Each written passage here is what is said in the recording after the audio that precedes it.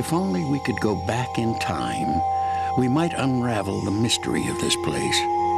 How it was planned, how it was built, what it meant to its people.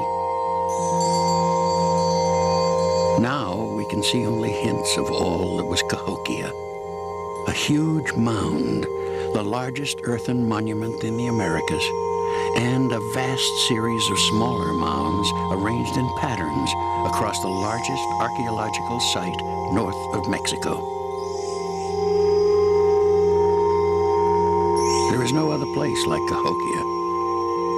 We are still learning its secrets, and they point to a far-reaching enterprise, to a people who had a vision for what they would build, and to a city like no other in its time.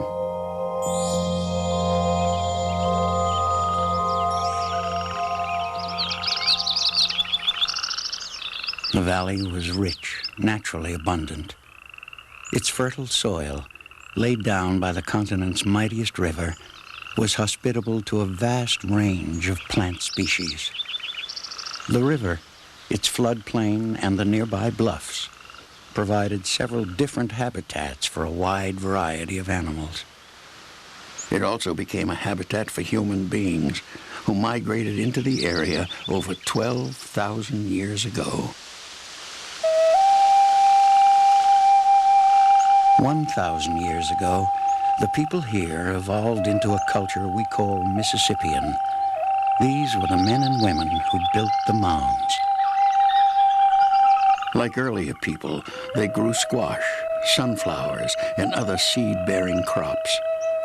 Wild plants, fish, and other animals were also important food, but the fuel for their great enterprise was agriculture. When Mississippian communities started growing corn, for example, they could produce more food than they needed, a surplus. Corn grew well here. Crop yields were high. Because corn could be stored for long periods, some could be saved for years when crops were poor. With a steady food supply, great numbers of people could make Cahokia their permanent home. Mississippians could also exchange surplus crops for meat, tools, clothing, or other items. This meant some people didn't have to farm. They could specialize in other activities, such as tool making. So corn and other crops became more than food. They fueled a whole society. The leader might demand a share of corn to use for a variety of purposes. His emissaries might trade their community's surplus for rare and exotic goods, such as copper or seashells. Mississippian communities traded in this way over a network that spanned thousands of miles, from the Great Lakes to the Gulf of Mexico, from the Atlantic Ocean to the Ozarks. All of these communities were part of the Mississippian tradition. The larger ones built massive, flat-topped mounds, huge platforms of earth where temples or other buildings were erected. In the American Bottom region, where the Mississippi and the Missouri rivers converge, there was an even more closely linked network. Small communities, some consisting of just a few houses planted at the edge of a cornfield, were linked to larger villages, which were themselves linked to still larger communities, some with thousands of residents.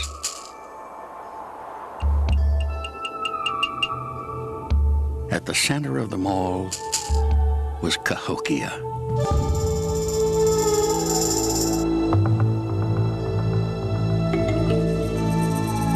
Cahokia, the great mounds, the vast ceremonial plazas, houses as far as the eye could see.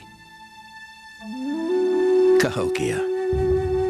It was the seat of power, of vitality, of wealth, of security. It prevailed for several hundred years. Cahokia. Its many parts were sited with great and deliberate precision. Each area had a function. There were enormous plazas, for games, ceremonies, and great gatherings. There were miles of stockade wall protecting the central ceremonial area. There was a unique sun calendar that we call Woodhenge. There were fields of corn and other crops vast enough to feed up to 20,000 inhabitants and produce a surplus. There were immense pits, and from these earth for the mounds was dug. There were ridge-top mounds marking the city's boundaries. There were flat-top mounds where buildings stood, and there were conical burial mounds. And there was one mound, greater than all the others, greater than any other structure in the whole Mississippian world. This great platform of earth was at the center of the community. It was the highest point and the home of the chief. From here, he ruled the earth and spoke to the sky. His wealth was immeasurable, his wisdom profound, his authority unquestionable.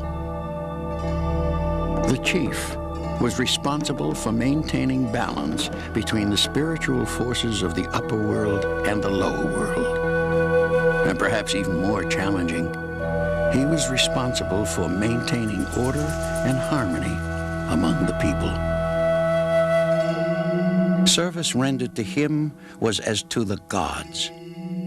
With his wisest advisors, the chief directed construction of the great mound, the site of his temple.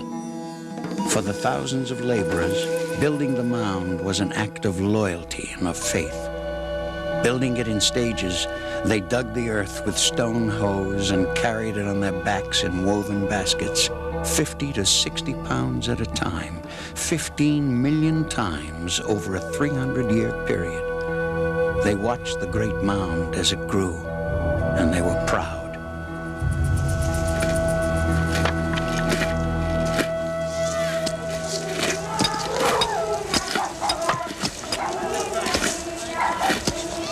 Cahokia was a busy place, bustling with human energy. The people made and used tools and other objects. They obtained and prepared food.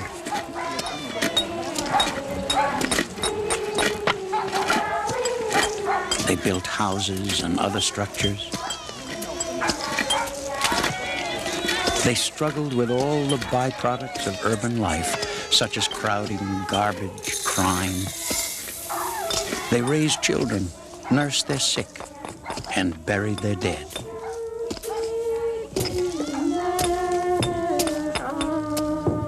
As Cahokia grew in population, it also grew in complexity. A single-family group, which in an earlier time would have been able to provide for all its own needs, now had to trade and work with other clans and families to survive.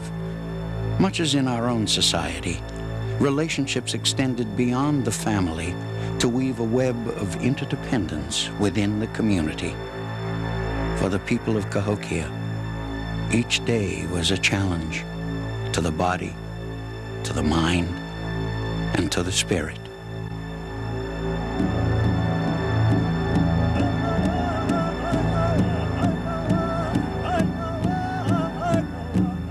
Like human beings everywhere and in every era, Mississippian people used their myths and beliefs to help them understand their world, its seen and unseen aspects, its known and unknown nature.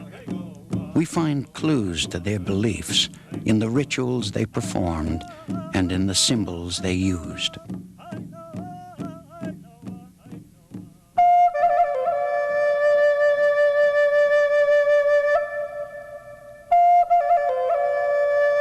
A seed is buried like a friend who has passed away, and from it grows a new plant which ripens and is harvested so that the seed may be planted again. Death follows life, and life follows death. It is a cycle never ending. Or consider the snake. that lives under the earth and can be seen to emerge from its old dead skin wearing a fresh new one. Or witness the sun, the giver of fire and life, advancing across the heavens in a perfect, predictable arc. Use it to chart the seasons. Use it to mark the moment when day and night are equal. Use it to measure the cycles of life.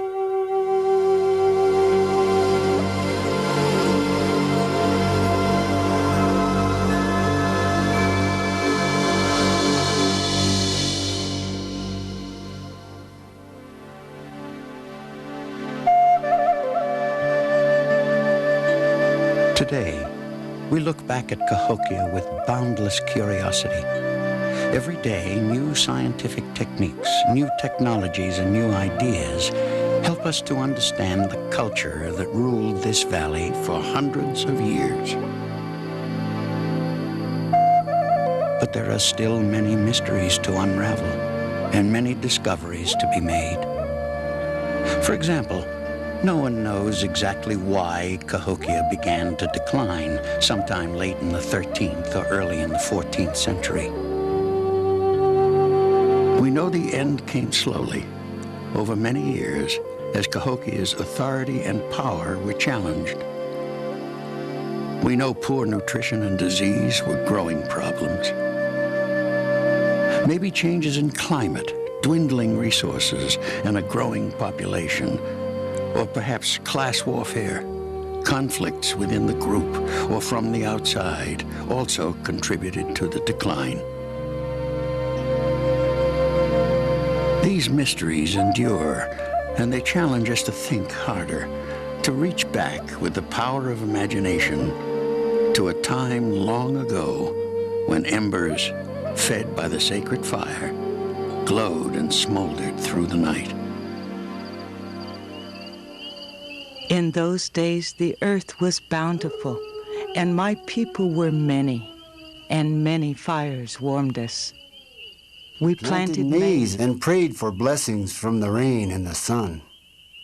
We traveled far and returned with many fine things. We saw fine houses and great temples, but wherever we traveled, we sang proud songs about the greatness of our home, because none we saw throughout the land could match the splendor and the majesty of this place.